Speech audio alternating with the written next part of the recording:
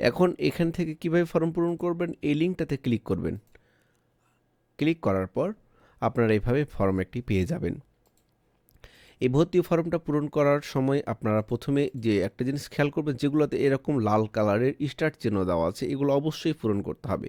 যেমন এখানে স্টার চিহ্ন দেওয়া না, এগুলো পূরণ না করলেও আপনার চলবে। এই জিনিসটি আপনারা একটু প্রথমত খেয়াল রাখবেন যে এতগুলো অপশন হয়তো পূরণ করতে আপনাকে অনেক সময় লাগবে, দরকার নেই। আপনি বিশেষভাবে এই স্টার চিহ্নগুলো খেয়াল রাখবেন, এগুলো অবশ্যই পূরণ করবেন।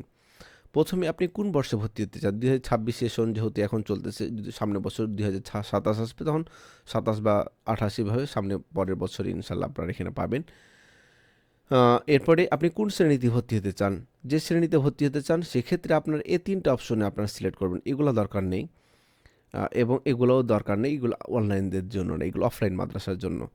অনলাইনদের জন্য এই 3টা বর্ষ, আলিম প্রথম বর্ষ হোক, দ্বিতীয় বর্ষ অথবা তৃতীয় বর্ষ। যে বর্ষে ভর্তি হতে চান সেটা প্রথম বর্ষ উর্দু ও মিজান, দ্বিতীয় বর্ষ হচ্ছে নাহমির হিদায়তুন্নাহ, তৃতীয় বর্ষ কাফিয়া এবং হচ্ছে আপনার সরহেবিকা এবং হচ্ছে হিদায়া তৃতীয় বর্ষে।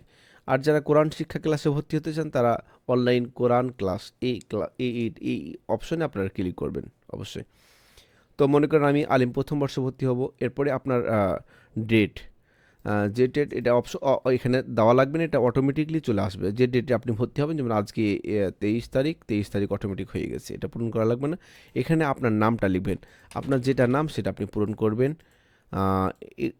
এবং এটা হচ্ছে আপনার লিঙ্গ, কোন লিঙ্গ, ছেলে হলে ছেলে অথবা মেয়ে হলে মেয়ে। আমি ছেলেরটা দিলাম। জন্ম তারিখটা আপনি দিবেন। কিভাবে দিবেন? এখানে এই যে উপরে অপশনে আপনি ক্লিক করবেন, প্রথমত জানুয়ারি যেখানে লেখা আছে এই জায়গায় ক্লিক করার পর আপনার আগে এই যে 2026 এটাতে ক্লিক করবেন আবার। এরপরে আপনি যদি দেখা গেছে এই জায়গার মধ্যে আপনার যদি জন্ম তারিখের বছরটা থাকে তাহলে আছে, যদি না থাকে তাহলে পিছনে গেলে এদিকে যেতে হবে। যেমন আমার হচ্ছে 1902 সাল, তবে 1902 এটা ক্লিক করব। এরপরে কোন মাস এটা ক্লিক করব, এরপরে তারিখ দেখেন চলে আসবে। ওটাও যদি না পারে আপনারা এখানে ম্যানুয়ালিভাবে লিখতে পারবেন। এরপরে আপনার ফোন নাম্বারটা অবশ্যই দেওয়া লাগবে, স্টার চিহ্ন যেহেতু আছে অবশ্যই ফোন নাম্বার দিবেন। আপনার জাতীয়তা কোন দেশি, বাংলাদেশি হলে বাংলাদেশি, আমেরিকান হলে আমেরিকান, ইন্ডিয়ান হলে ইন্ডিয়া। আপনার ধর্ম কি এটা অবশ্যই দিবেন, যেমন ইসলাম, আমি বাংলাদেশি। এরপরে এখানে ছবিটা দিবেন আপনার আপনার ছবি। যারা পুরুষ শিক্ষার্থী আছেন তারা অবশ্যই ছবিগুলো দিবেন, এখান থেকে ইনপুট করে আপনার ছবিটা ওপেন করলে আপলোড হয়ে যাবে। আর যারা মহিলা শিক্ষার্থী আছে তাদের ছবি দেওয়া দরকার নেই। আপনারা আপনাদের অন্য কোনো একটা ইমোজি, এখানে যেহেতু একটা ছবি দিতেই হবে, কোনো একটা জিনিস আপনারা আপলোড করে দিবেন। হ্যাঁ, তবে যদি আপনাদের ভোটার আইডি কার্ড হিসেবে যদি জমা দিতে চান সেক্ষেত্রে আমাদের এটা নিরাপত্তার সাথে আমাদের মাদ্রাসা সার্ভারে থাকবে ইনশাল্লাহ। এছাড়া আপনাদের রক্তের গ্রুপগুলো এখানে দিতে পারবেন। আপনাদের কোন দেশ সিলেক্ট এটা আপনারা এখানে আপনাদের ঠিকানাটা অবশ্যই দিবেন। এটা যদি স্টার চিহ্ন নেই কিন্তু ঠিকানাটা দেওয়া লাগবে। এখানে আপনার ঠিকানা, এখানে থানা দিবেন, রাস্তা হোল্ডার, এগুলো আপনারা পূরণ করবেন। স্থায়ী ঠিকানা যদি অথবা উপরে যে ঠিকানাটা আপনি পূরণ করলেন গ্রাম ট্রাম, এখানে যদি ওইটা একই থাকে স্থায়ী ঠিকানা তাহলে এটা ক্লিক করলে অটোমেটিক উপরেরগুলো এখানে চলে আসবে। আপনার পিতার নামটা অবশ্যই লিখবেন, আপনার মার নামটা লিখবেন। এরপরে আপনি হ্যাঁ এরপরে আপনি ফর্মটা এখানে জমা দিয়ে দিবেন।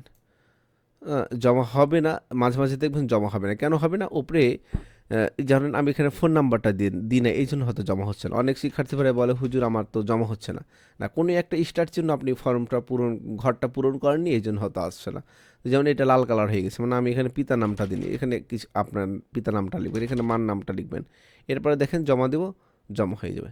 জমা হওয়ার পর এখানে কিন্তু সাকসেস সাবমিটেড এই অপশনটা যদি আসে তাহলে বুঝবেন যে আপনার ভর্তিটা ফর্ম পূরণ হয়েছে।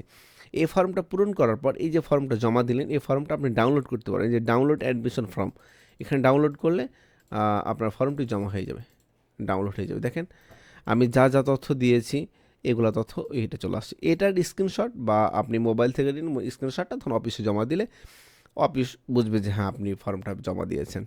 এরপরে ইনশাল্লাহ আপনাকে অফিস থেকেই আমাদের প্ল্যাটফর্ম থেকে আপনার ইউজার আইডি পাসওয়ার্ড এবং আপনাকে ম্যানেজমেন্ট প্ল্যাটফর্মের লিঙ্ক এবং বইগুলা পিডিএফ বইগুলো আপনাকে দেবে, ক্লাস রেকর্ডের অপশন দেবে এবং আপনার ক্লাসের রুটিন টুটিং ইত্যাদি